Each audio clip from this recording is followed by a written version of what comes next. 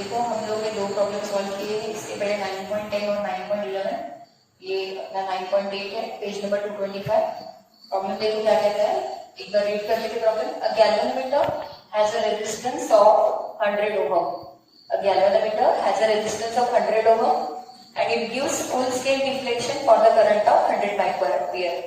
What shunt resistance should be added so that the ammeter can have a range of 0 to 10 milliampere? मतलब एक galvanometer उसका खुद का resistance कितना है 100 ओम। तो हम गैल्वेनोमीटर के रेजिस्टेंस को क्या बोलते हैं, कैपिटल जी। डाटा लिखेंगे, कैपिटल जी। गैल्वेनोमीटर का रेजिस्टेंस दिया है 100 ohm and it gives full scale deflection for the current of 100 microampere.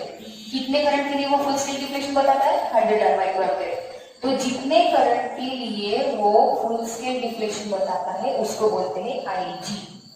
The current for which the galvanometer shows a full scale deflection that is called IG।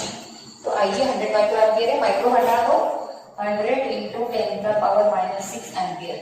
उसके बाद क्या बोला, what shunt resistance should be added. वो उन्होंने clearly बोल दिया आपको कि शंट निकालो, कितना शंट लगाएंगे, कितना शंट लगाएंगे so that the ammeter can have a range of 0 to 10 milliampere. आपको पता है गैल्वेनोमीटर के साथ शंट लगाने के बाद वो एमीटर बन जाता है। तो वो एमीटर बनाना है कितने एम्पियर वाला, 10 मिलिएम्पियर वाला। तो मतलब मैक्सिमम करंट रेंज उसमें रीड करनी चाहिए। This is the ammeter current range. आपको कितने एमीटर वाला है, 10 मिलिएम्पियर वाला एमीटर बनाना है। तो this is the maximum current range जो आपको एमीटर बनाना है। ये करंट है कि जिस करंट के लिए तुम्हारा गैल्वेनोमीटर फुल स्केल डिफ्लेक्शन बता रहा है। ये कौन सा करंट है कि आपको गैल्वेनोमीटर को कितने करंट वाला एमीटर बनाने का है। तो वो मैक्सिमम करंट जिसके लिए आपको एमीटर बनाना है वो यही आई। आपको आई मालूम है, IG मालूम है, G मालूम है, S निकालना है। ये भी मिली एम्पियर में, तो मिली हटा दो 10 into 10⁻⁻3 एम्पियर। तो ये हो गया आई की वैल्यू, हो गया G की वैल्यू, हो गई G की वैल्यू। अब S का फॉर्मूला हमको लर्न है। What is the formula for S? S is equal to IG upon I minus IG into capital G। अब ये टेक्सचुअल प्रॉब्लम्स, इसके अलावा हम कल कुछ एक्स्ट्रा प्रॉब्लम्स में मैं करवाऊंगी, थोड़े से इससे अलग रहेंगे। वो ये सिंपल प्रॉब्लम्स है, अपन थोड़े से अच्छे लेवल के प्रॉब्लम करेंगे। तो पहले IG और I डाल देते हैं। IG हमारे पास है 100 into 10⁻⁻6, I है 10 into 10⁻⁻3, ठीक है। फिर से IG 100 into 10⁻⁻6 और ये कैपिटल G है 100, वो डाल दो 100, ठीक है। अब देखो ये 100 into 10⁻⁻6 और ये नीचे 10 into 10⁻⁻3। अब 10 into 10⁻⁻3 यानी कि इनडायरेक्टली 10⁻⁻2 हो गए, बराबर है। ये एक पावर सिंगल पावर है 3, -3 और ये +1 -3 इज -2 और ये 100 यानी 10⁻2, 100 यानी इनडायरेक्टली क्या हो गया 10⁻2 और ये 10⁻6। तो 10⁻2 और 10⁻6 यानी कि 10 का पावर क्या हो गया -4। ये 100 यानी क्या होता है 10⁻2 होता है ना, तो 2 - 6 दैट इज -4 और 10 यानी 10⁻1 1 - 3 दैट इज -2। तो इसको थोड़ा हम लोग ऐसे लिख लिए, ठीक है। और ये into 100। अब हम इसको कॉमन में निकालेंगे 100 into 10⁻⁻6। अब इसमें जो कम पावर होता है वो बाहर निकाल दो, 10⁻2 बाहर निकाल दिया। अब यहाँ पे बच गया 1 और -4 में से -2 बाहर निकल गए तो 10⁻2 रह गया अंदर और ये हो गया into 100, ठीक है।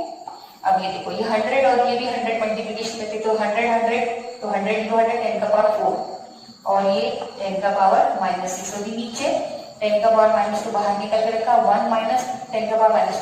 फिर से जैसे प्रीवियस प्रॉब्लम में किया था 10⁻2 0.01, बराबर है। अब इसको कंटिन्यू सॉल्व करेंगे, देखो 1 minus 0.01। अब इसको कंटिन्यू सॉल्व करते हैं।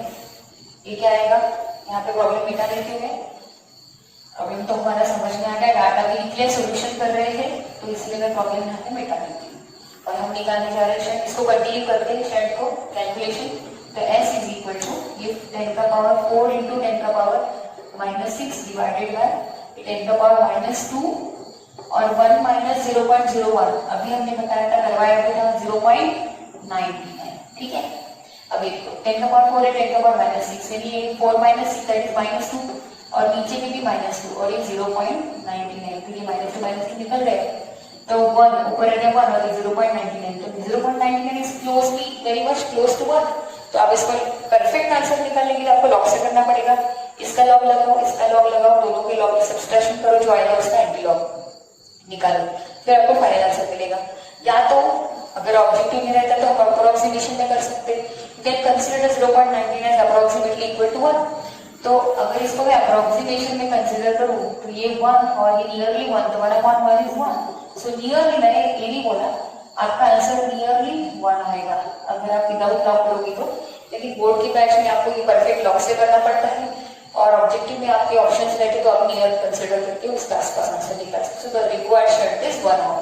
तो इसका मतलब आपको 1 ओम वाला शर्ट इसके साथ लगाना पड़ेगा ताकि you can convert the galvanometer into multimeter. Okay, this is your final answer. एक और प्रॉब्लम है एग्जांपल 9.9, ठीक है, वो भी कर लेते हैं। 9.8 हो गया, 9.9 करेंगे। तो नेक्स्ट एग्जांपल है अपना एग्जांपल नंबर 9.9, पेज नंबर 225।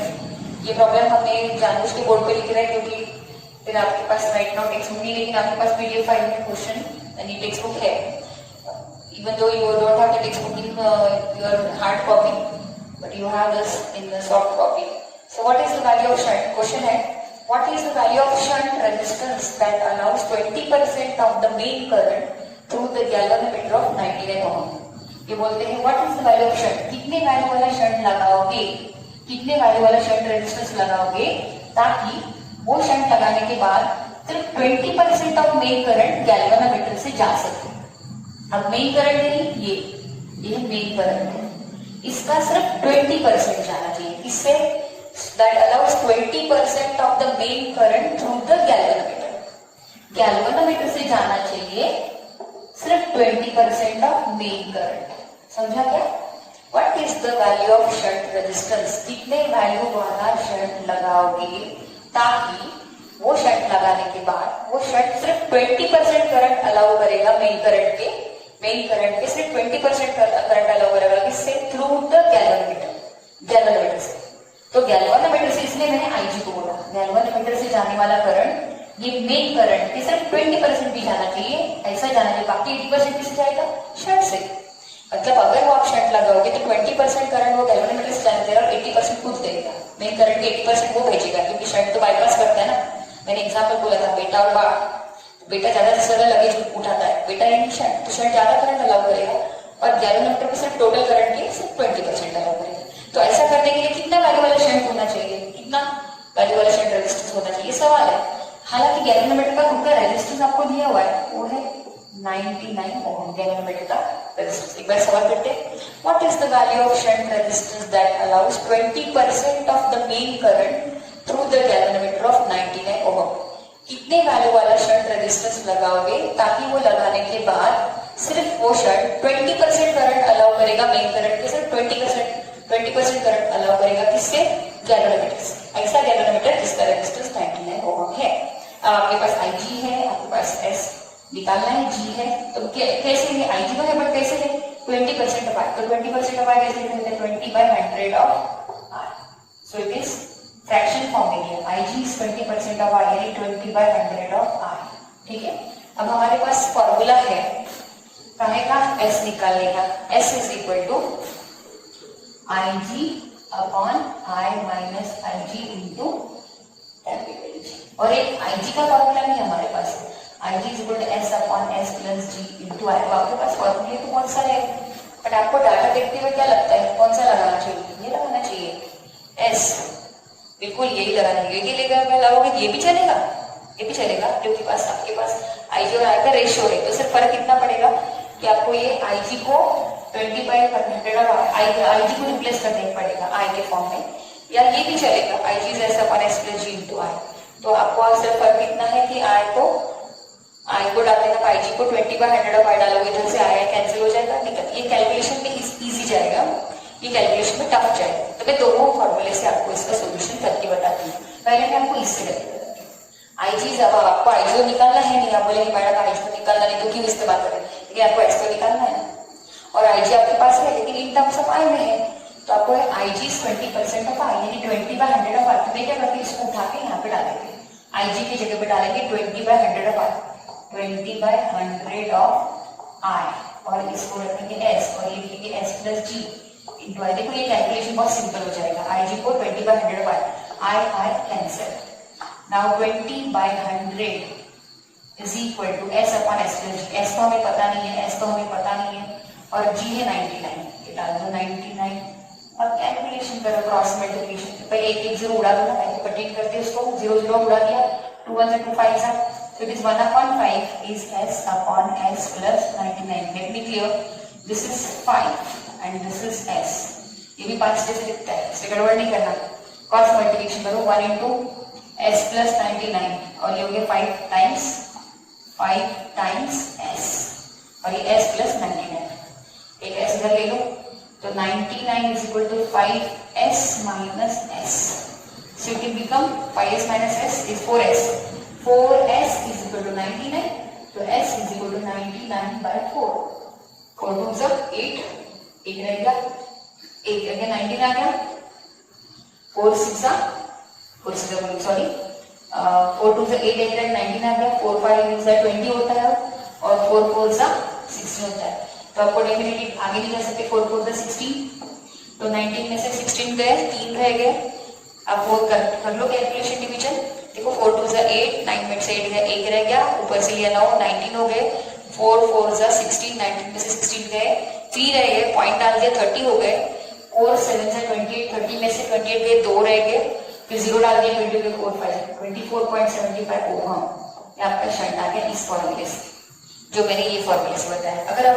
एक आधे ने ये फॉर्मूले से नहीं किया और दूसरे फॉर्मूले से करते हैं, दूसरा फॉर्मूला, अब दूसरा फॉर्मूला में यहाँ पे करवा के लेते, जो मैंने पहले बताया था कि s is equal to I G upon I minus I G into capital. अभी हमारा डाटा क्या कहता था, डाटा कहता था कि आई जी इज 20/100 ऑफ आई, है ना, और जी की वैल्यू थी 99। अब ये हम इसमें डालेंगे, तो आई जी को 20/100 ऑफ आई, 20/100 ऑफ आई, या जी रिप्लेस करो, यहाँ पे आई को आई रखो आई, और फिर से आई जी को 20/100 ऑफ आई ऐसा डालना, और ये कैपिटल जी कितना था 99। अब देखो ये 20/100 ऑफ आई, और ये आई माइनस 20/100 कर दो, 100 आई, 100 क्रॉस करो, 100 I minus 20 80 I, 80/100 of I into 99। अब ये आई गया, 100 गया, ठीक है, ये आ गया एस। इसको आगे कंटिन्यू करते 20/80 इंटू 99, तो आपका आ गया s is equal to 20/80 into 99, 0 0 गया, 2 1 2 4 जा, इससे आपको वही आएगा 99 डिवाइड बाय 4, इंटर से 24.75 ओम। या आप ऐसा भी करते हो कि आपका आंसर आता, सिर्फ आपको प्रॉपर रिप्लेस करके आना चाहिए कि आई जी इज 20/100 ऑफ आई। बिल्कुल दोनों तरीके से कैलकुलेशन सिंपल ही जा रहा है, अब आपकी इच्छा आप कैसे भी कर सकते हो।